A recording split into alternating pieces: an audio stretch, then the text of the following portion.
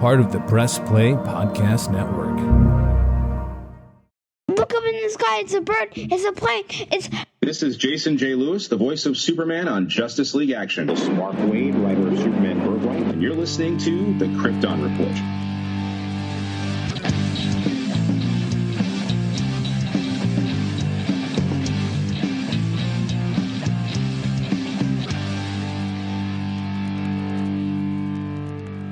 Hello, Krypton Report fans. It's Tyler, the Superman of Blue, the Man of Tomorrow. And what we got going on today is kind of a mini-sode, I guess, is I wanted to review some things because I want to get more into reviewing the comics. And I've been kind of diving into different things. And one of the books that I've been digging into as I'm on my way through Infinite Crisis, which I don't know why it's taking me this long in my life to get through Infinite Crisis. And I'm going to do a whole episode with Brian on Infinite Crisis and on Superboy Prime, hopefully in the near future. Or I might just end up doing an Infinite Crisis episode. I don't know. But we're going to talk about it. And this episode is kind of I don't know, it's weird because I want to do this one because I just read this first because it was recommended me something to check out based on another conversation that I had. And that is the Superman Up and Away run. And I never read this, and I always saw it, and people talked about it. And then I heard, oh, it's so good, you gotta check it out. Brian, James, and I have all been reading a lot, having Ultra. And it is worth it. Just saying that to everybody. So when Brian said that, I was like, okay, I will check this out and I will read this. And Brian loved it. He was so into it, so excited. And we're going to go over my thoughts about it, okay? So without further ado, we're going to get into Superman Up and Away on this Krypton Report minisode comic review. Now, Superman Up and Away / 1 year later. It's very important. Here, let me take a quick drink of my non-sponsored Zoa. Zoa, best energy drink, official energy drink of Dwayne Johnson, Mr. Black Adam. But hey, 1 year later, first of all, let's get into that, is a 2006 comic book storyline running through books published by DC Comics. It involves a narrative jump exactly 1 year into the future of the DC Universe following the events of Infinite Crisis. It explores changes within the continuity of many different comic books within the DC comic library. Following the events of Infinite Crisis storyline, where every DC comic series jumped ahead in the story by 1 year, the events of the missing year were depicted in real time in the weekly comic book series 52. The 1 year later storyline started in March of 2006, starting the same week that Infinite Crisis number 5 went to press.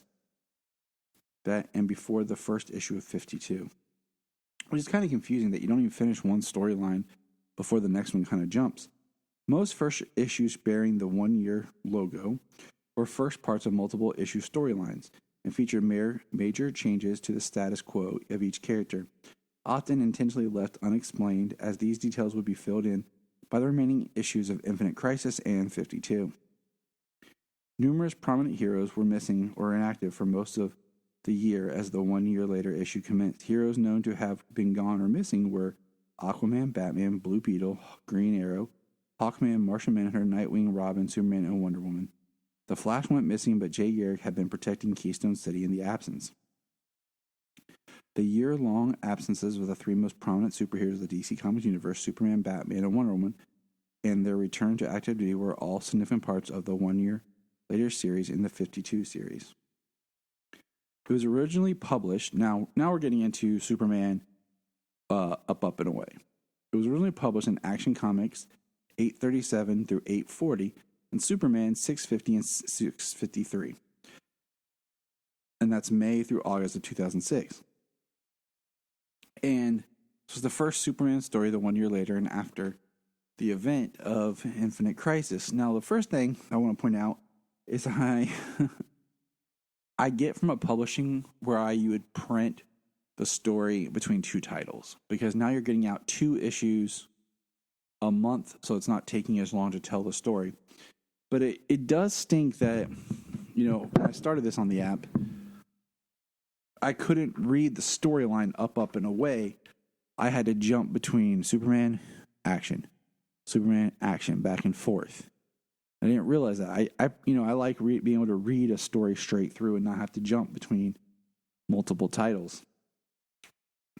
But the story is like this, and I'll kind of give a summary of what happened and my thoughts at the same time. Reading the story, I was excited, having Jeff Johns' name on it. Now, this is before Jeff Johns became Jeff Johns, and he was really starting to cut his teeth, but he's not the predominant writer of the series. I was caught off guard by how lighthearted it felt that Superman was okay with not having his powers. Now, in this, we find out Superman is just reporting. And he would just wanted to be reporter Clark Kent. His dress and action show almost regression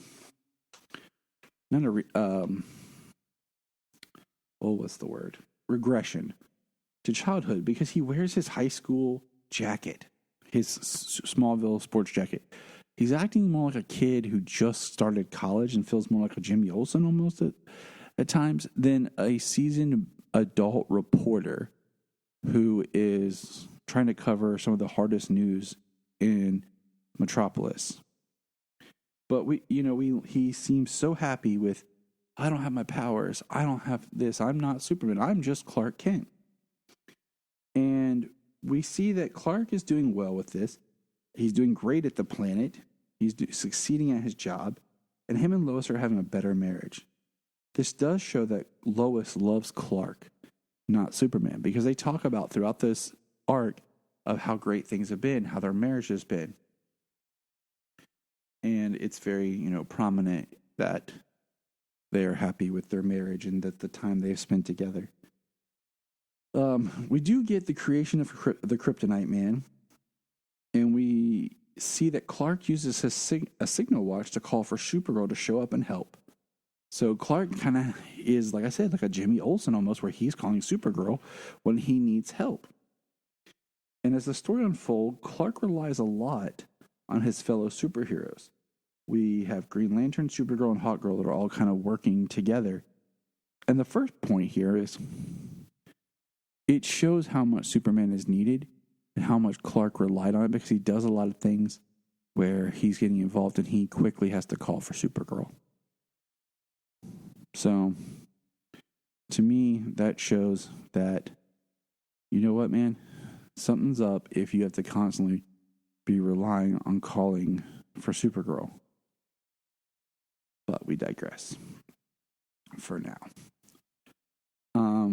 The other thing is, as we go forward, we'll see more of how Hawkman and Hawkman and Green Lantern come into play, and how much more they are needed. Now, Lex is distressed and starts an underground work. He is working with a creepy, weird version of Toyman. Toyman makes a Superman robot suit. They are outfitting inner game with Lexosuit armor. Lex also works with a cloned-bodied Metallo, John Corbin. And Lex, we see, is collecting all the kryptonite, and he takes the kryptonite heart from Metallo. As the story progresses, Hal Jordan ends up giving Clark a Green Lantern rings to use if needed. The ring actually helps blur the imagery so that you don't see that it's actually Clark when he's using it. See, that just goes to show you how much Clark, needs. Clark having the Green Lantern ring just proves that he needs his powers, and Clark has become reliant on having superpowers, and he's been relying on superpower people to do his job. The story really is a mental thing for Clark Kent, but I feel like we never really get to explore the depth of that.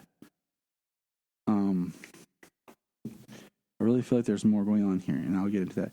In the third chapter of the series, Clark stops a train. And then the next issue, which is the big turning point, he talks about his powers returning. Him and Lois have a discussion about his powers returning and life changing and going back to the way it was before. And Lois is shown here to be very positive, lighthearted, and encouraging, and tells Superman basically up and away and go get him. And he puts on his costume, he goes back. He talks about not having his powers at full strength, not being like he was, but he talks about that maybe subconsciously he didn't want his powers back. Of course, this always reminds me of, Spider-Man with the whole Spider-Man No More, much like in Spider-Man 2, and all that, where the hero doesn't want to be the hero anymore, and he wants to be normal. And that's their big explanation of why Superman's powers didn't return. We have a scene that shows him in the Star Labs, laboratory with Mr. Terrific and different intelligent characters trying to figure out what happened to his powers. And the idea is it's just subconscious. And I feel like that is the story right there, where we could have reduced some of this stuff down and talk more about his state of mind and how he views the world and what he's dealing with. Because let's take a moment and look at the fact that if all of a sudden his body changed and he no longer processed solar energy and had all that, slowly Superman would start to age. His muscles and everything should hurt. They should feel weak because he's technically never had to really use them before the way that we would use our muscles. His metabolism would slow down. He would gain weight. And it would be very hard on him at first because it would be like a newborn baby experiencing everything for the first time because his body would be completely changed. Now, this is coming after a crisis event, so maybe his body was adapted. I don't know. But there would be a significant level of change back. Because even when he goes off here and,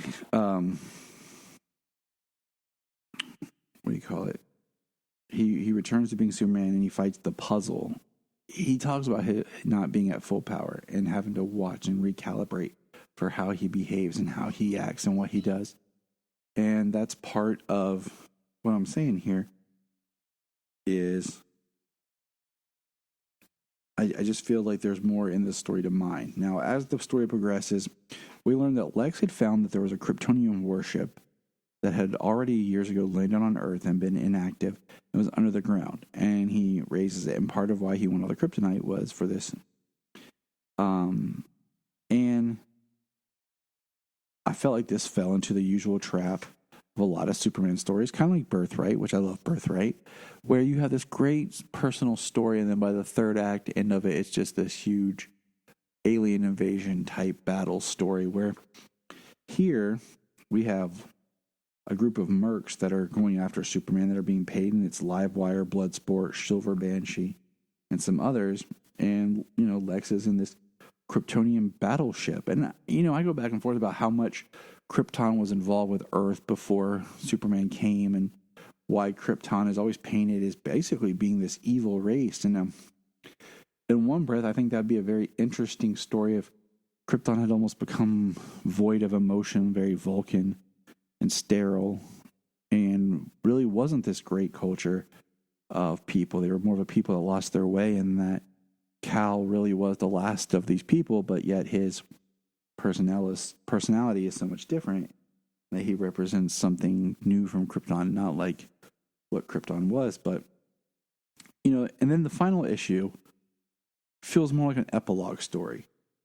And the story is all about, kind of like Superman's, hey, he's back. He's wrapping up things. Clark's back to not being as efficient at the Daily Planet. They have to kind of start to lie to Perry again. But, Clark's sick, or Clark's doing this, and really reestablish the status quo. And all in all, the story was good, but it really wasn't great. The tone fell off at times for me, and I felt the themes presented were handled very lightly instead of digging more into the personal struggle of Clark. Once back at the Daily Planet, Clark is back on the swing that we know, and it just did not feel like the run I had expected coming after such a strong run with Infinite Crisis. But that is Superman Up, and Away from the 1 year later. What are your thoughts? Leave comments, send questions, Twitter, email, anything you can. Let us know. We can discuss this comic. Look forward to more chats and reviews of other comic storylines in the near future. And remember,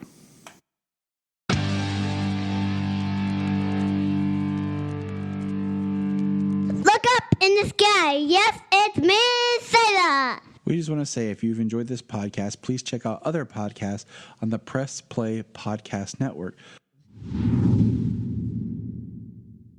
We're going to press pause and hear a few words from our other podcasts on Press Play Podcast Network. Remember to check out Krypton Report on all social media platforms. Go to linktree.com/Krypton Report. You find all of our information right there. $1 a month, you'll get extra special content that you don't get on the main show, like movie commentaries and whatever else comes out of our mouths. So check it out, patreon.com/Krypton Report. This is Dan Jurgens, and if you want to have a good time, keep listening to the Krypton Report. Hello, Brooks here with the Books with Brooks monthly book club podcast. Here's how Books with Brooks works. We read one book a month, and then we talk about it. Classics like Stephen King's The Shining, debut novels like We Are the Brennans by Tracy Lang, and tons of other compelling, life-changing stories, one book and 1 month at a time. So come read along with us and then listen in.